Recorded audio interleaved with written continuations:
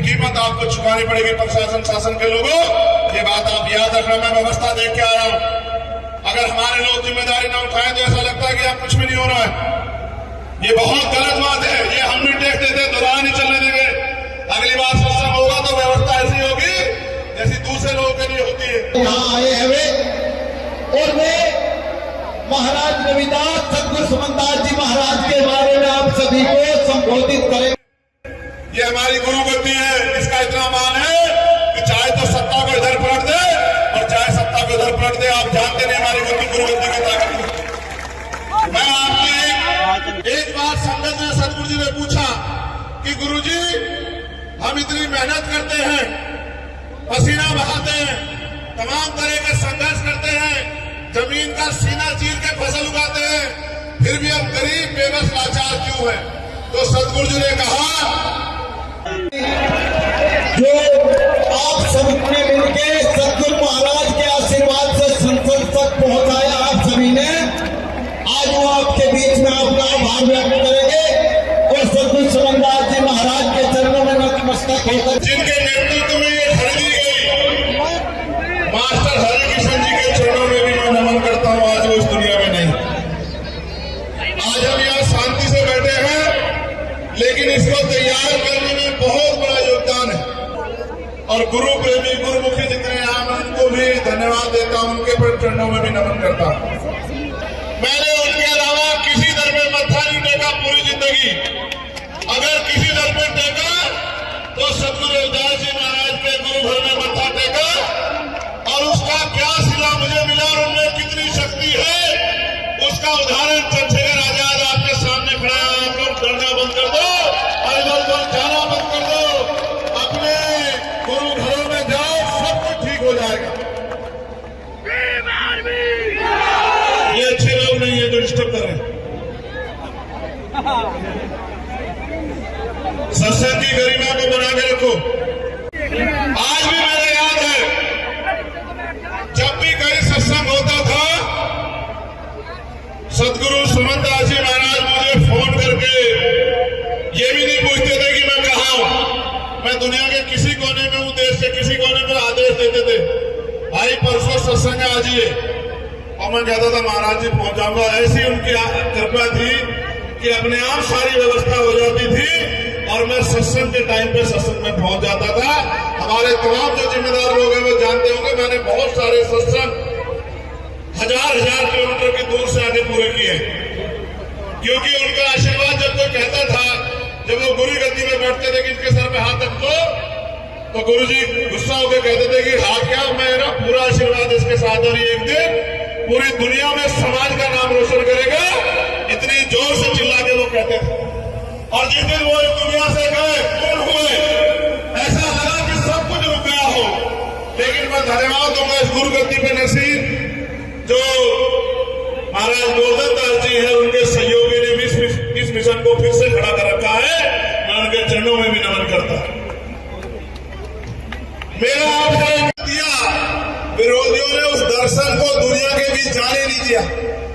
अगर उनके विचार दुनिया के बीच चले जाते, क्योंकि दुनिया में व्यक्ति राज नहीं करता, विचार राज करता है, और जो विचारों से जुड़ जाता है उन्हीं का राज आ जाता है। जब तमाम तरफ राजा महाराजा राज करते थे, 600 साल पहले उन्होंने ऐसा चाहूं राज में जहां मिले सबन्नु वन और छोटे बड़े सब संग से रविदास रहे प्रसन्न। ऐसा राज जहां कोई ऊंच नीच ना हो, कोई छोटा बड़ा ना हो, कोई भेदभाव ना हो, कोई गरीबी अमीरी ना हो, किसी बहन बेटी का अपमान ना हो, किसी को खाने के लिए आज की हमारे सिख भाइयों का कि उन्होंने गुरु ग्रंथ साहिब में सतगुरु रविदास जी वाणियों को सबसे ऊपर रखा, उनका इतिहास जिंदा रखा। और सतगुरु जी ने कहा मैं समाज को भी संदेश के तौर पे कह रहा हूं और बात सुनना आपको समझ आएगी। एक बार संगत ने सतगुरु जी ने पूछा कि गुरु जी हम इतनी मेहनत करते हैं, पसीना बहाते हैं, तमाम तरह के संघर्ष करते हैं, जमीन का सीना चीर के फसल उगाते हैं, फिर भी हम गरीब बेबस लाचार क्यों हैं? तो सतगुरु जी ने कहा मतलब ये है कि इस देश में हमारे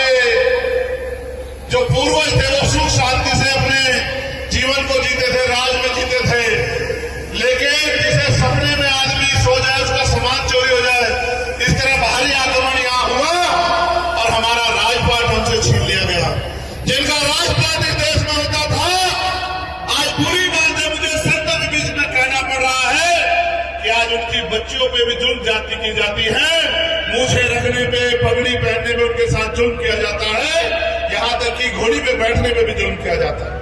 इसका कारण यह है कि अगर आप अपने गुरुओं की बात में नहीं चलोगे, संतों की बात में पहरा नहीं दोगे, तो फिर आपकी तरक्की नहीं हो सकती।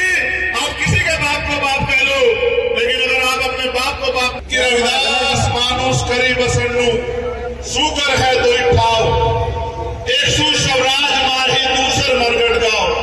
कि अगर सुख शांति का जीवन जीना है, इज्जत सम्मान का जीवन जीना है, तो दो ही रास्ते हैं।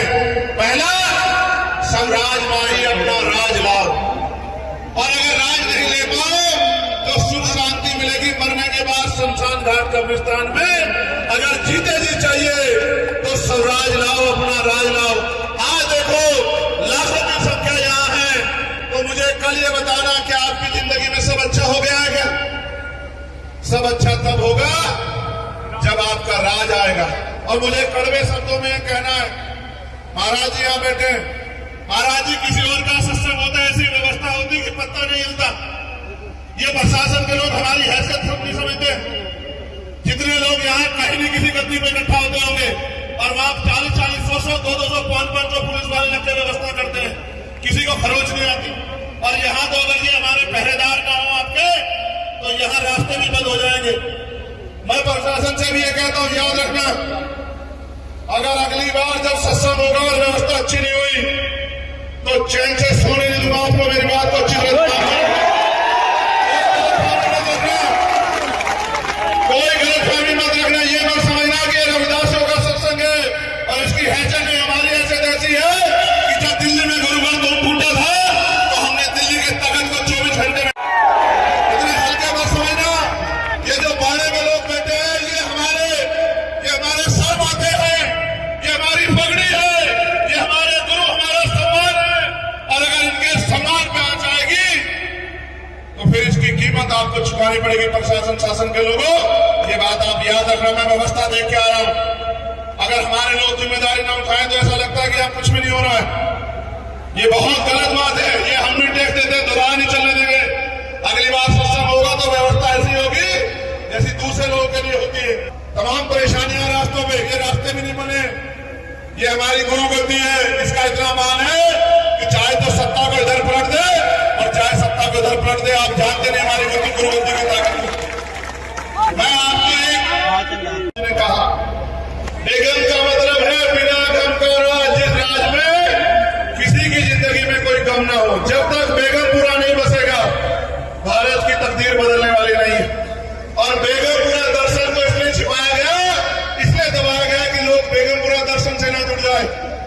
फिर भी हमारे संतों की बाणों ने बहुत लोगों को जोड़ लिया है। मैं आपको कहता हूं, बेगमपुरा क्या है और बेगमपुरा राज आने से क्या आएगा, इस बेगमपुरा का प्रचार करने के लिए हम लोग जुलाई के बाद अगस्त महीने से एक यात्रा शुरू कर रहे हैं। मानवतावादी बेगमपुरा जागृति यात्रा, और पूरे प्रदेश में लेके जाएंगे जब तक बेगमपुरा शहर नहीं बसता। क्योंकि बेगमपुरा मेरा सपना नहीं है, बेगमपुरा सदगुरु रविदास महाराज जी का सपना है, हमारे कुलगुरु का सपना है, हमारी अस्मिता का, सम्मान का सपना है। और अगर किसी सपने को उनकी औलादें पूरी नहीं करती, वो औलादें अच्छी नहीं हो सकती है। मैं वचन देकर कहता हूं इस मिट्टी पे कि जब तक मेरा जीवन है, मैं पूरी ताकत लगाऊंगा कि बेगमपुरा राज आ जाए, बेगमपुरा शहर बच जाए, बेगमपुरा बिना गम का राज आ जाए, सतगुरु जी की इच्छा पूरी हो जाए। एक उनका खून, उनका बेटा होने के नाते बेगमपुरा राज लाने के लिए हम लोग पूरी मेहनत करेंगे। इसलिए समाज को दर्शन से जागरूक करने का काम करेंगे। और मैं फिर कह रहा हूं, नेता तो समाज ने बनाया हूं, लेकिन समाज का खून, मेरे खून का ये कतरा कतरा आपकी इज्जत के काम आएगा। आप पे उठने वाली हर लाठी के लिए ढाल है चंद्रशेखर आजाद। इस बात का वचन इस गुरु गद्दी से आप लोगों को दे रहा हूं। मैंने सुशीला के लिए रास्ता नहीं अपनाया, जैसे संतों ने बाणा समाज को दिशा दिखाने के लिए पहना है, उसने मैंने बाणा समाज को सही दिशा दिखाने के लिए पहना है। मैंने 16-16 महीने जेल काटी, आप जानते हो। 16-16 महीने मैंने दिल्ली में गुरुघर टूटने में 96 लोगों ने 66 दिन तक जेल काटी, 250 लाठियां खाई। इतना जुल्म सहा, मेरे पैरों के नखून खींच ले गए, मेरी रीढ़ की हड्डी तोड़ दी गई। मैं घबराया नहीं कभी, क्योंकि मेरे सतगुरु महाराज का हाथ मेरे ऊपर था। और आप जानते हो 4 गोली चलाई गई मेरे ऊपर, 1 साल नहीं हुआ, यही महीना था, 4 गोली चलाई गई। और जो डरते हैं इधर उधर जाते हैं, देखो सदगुरु रविदास जी महाराज का आशीर्वाद था कि आपका इलाज जिंदा, 4 गोली में इसका कुछ नहीं बिगाड़ पाई। रोकने के बाद भी 1.5 लाख वोट से समाज ने इज्जत की पगड़ी मेरे सर पे बांधी। मैं पूरी जिंदगी इस कर्ज को अदा करूंगा। मैं आपका खून था, खून हूं और खून रहूंगा। और मैं वचन देता हूं गुरु गद्दी में बैठे हमारे गुरुओं को, सभी संतों को, कि जब जब आपको मेरी जरूरत पड़ेगी बिना बुलाए आपकी सेवा में हाजिर मिलूंगा। और अगली बार 1 महीने पहले इस व्यवस्था को मैं खुद देखूंगा। मैं देखूंगा शासन प्रशासन कैसे हमारे मान सम्मान के साथ खिलवाड़ करता है। अब तो आपने मुझे ताकत दे रखी है, अगर मैं 1 घंटे को बैठ जाऊं तो यही सारे अधिकारी नाचते फिरेंगे। मैं किसी को सच्चू की गरिमा को नहीं समझता तो आज ही दिखाता इनको कि चंद्रशेखर आजाद क्या कर सकता है। मैं बहुत बहुत धन्यवाद दूंगा और मैं पुणे संघर्ष से अपील करूंगा कि अपने गुरुओं की वाणियों पे चलो। ये जो नशा इसको छोड़ो, ये जो कुरीतियां बुराइयां इनको छोड़ो, अंधविश्वास पाखंडवाद को छोड़ो। और ये जो दहेज प्रथा समाज में खड़ी हो गई है, जो कामयाब होते दहेज दहेज दहेज, इसको भी छोड़ो, आपका भला हो जाएगा। और हेलमेट लगाया करो जब आप चला करो, अपनी जिंदगी की रक्षा करो और नशे से अपने परिवार को दूर रखो। और ये तभी दूर, सतगुरु जी ने समझदार जी कितने परिवार पार मारे, लाखों परिवारों को छुटकारा दिलाया। आप भी अपने बच्चों को समझाओ, तभी समाज आगे बढ़ेगा। बहुत बहुत धन्यवाद। एक जोर से जयकारा लगा दो मेरे साथ, बोलिए